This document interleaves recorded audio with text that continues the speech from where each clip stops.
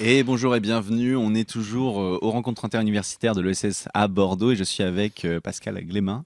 Salut, bonjour. Bonjour. Donc tu es alors mince, éco-gestionnaire. Ah Oui, non, et alors c'est un autre titre. Alors je suis désolé, du coup j'ai oublié exactement. Est-ce que tu peux te présenter? oui, en fait, je suis maître de conférence à Voilà. l'université de Rennes 2 et chercheur à ESO, donc qui est Espace et Société, donc c'est une UMR du CNRS. Ok. Alors moi je voulais parler avec toi du tiers-lieu. Est-ce que déjà tu peux nous expliquer un peu ce que c'est un tiers-lieu? En quoi ça consiste? Alors, initialement, un tiers-lieu, ça avait été défini par un sociologue qui s'appelle Oldenburg, à la fin des années 80, 1989 exactement, Ok. et qui disait qu'en fait, c'était un espace qui était entre le domicile et le travail.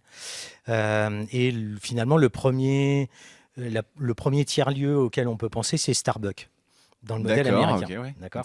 Je Donc, m'attendais pas à ça. ce qui veut dire qu'après, les tiers-lieux ont été souvent confondus avec des espaces de coworking, hein, Hmm. donc qui sont plutôt dans le modèle d'économie classique, finalement, des centres d'affaires avec Hmm. des entrepreneurs ou des porteurs de projets, etc.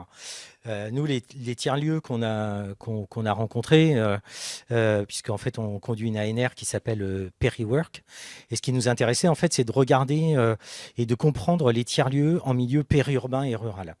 Donc, dans 4 pays, donc en Allemagne, en France, en Belgique et au Québec, pour voir un petit peu, finalement, en quoi ces espaces-là constituent, ou ces lieux-là plutôt, ces tiers-lieux, ces troisièmes lieux, sont finalement des espaces de transition sociétale, donc à la fois économique, sociale, environnementale et de gouvernance. Donc, ouais, donc transition, donc c'est un espace qui est voué à évoluer, c'est ça, ou à faire évoluer la société un peu. Les deux. En fait, D'accord. c'est effectivement qu'il y a une dynamique dans le temps du lieu lui-même, place en anglais, Ouais. qui, Que des notions voilà.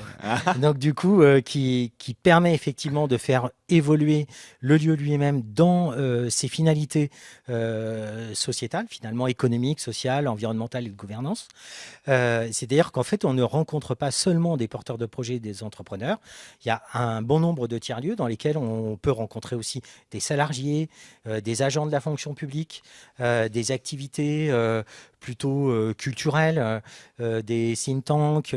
Donc, c'est pas qu'un espace qui Ouais, renferme des porteurs de projets ou des travailleurs d'accord. en tant que tels. C'est plus large que ça, en fait. Et ça s'inscrit dans une dynamique de développement local et ça participe aussi à toutes ces réflexions sur des transitions à l'intérieur du dispositif, c'est-à-dire comment je travaille, comment j'entreprends aujourd'hui, mais aussi pour les collectivités territoriales ou on va dire les administrations publiques locales, pour parler de tous les pays. C'est aussi comment on pense aujourd'hui les mobilités, à la fois les mobilités géographiques, spatiales, mais aussi les mobilités sociales. Parfois, ce sont aussi des tremplins Hmm. pour aller vers autre chose. Parce que, D'accord, ouais. il y a une transition, des bifurcations, des ruptures en fait, que l'on rencontre au sein de ces espaces-là, quoi.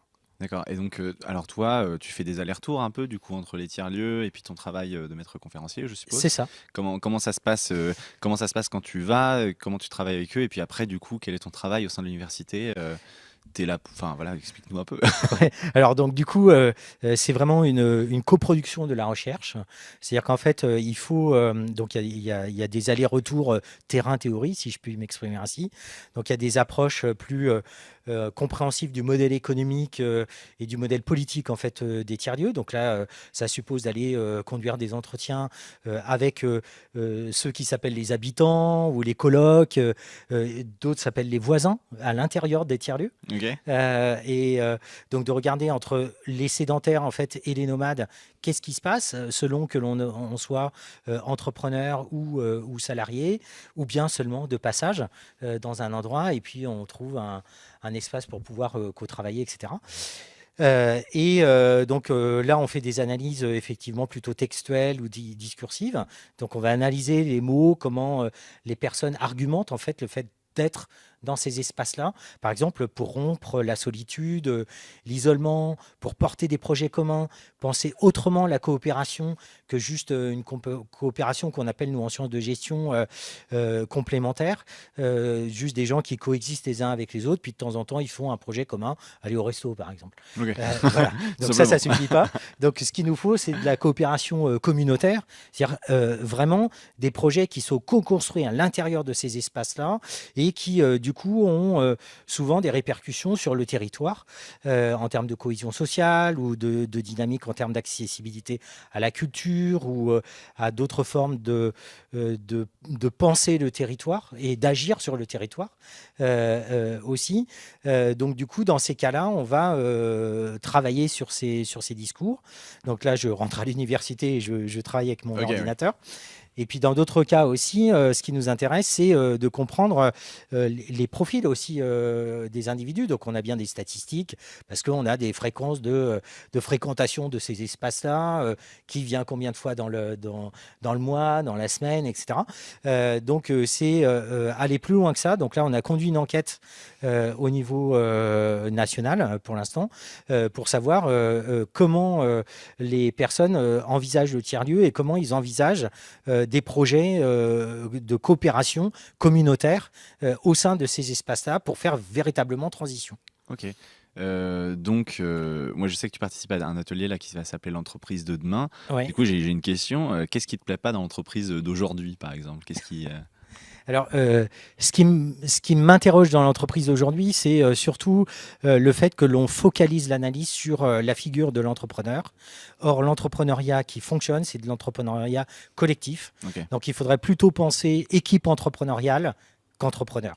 Donc, il faudrait quitter finalement le vocable d'entrepreneur, de penser de processus entrepreneurial qui sont portés aujourd'hui de plus en plus par des équipes entrepreneuriales et donc qui vont penser ensemble effectivement cela. Bon, ce qui nous fait un peu penser au RIUSS qu'on a créé il y a quelques années. Coopérative. Voilà, et puis là, on a un collectif d'animation et de gestion, donc il n'y a pas vraiment de présidente ou de président. Ouais.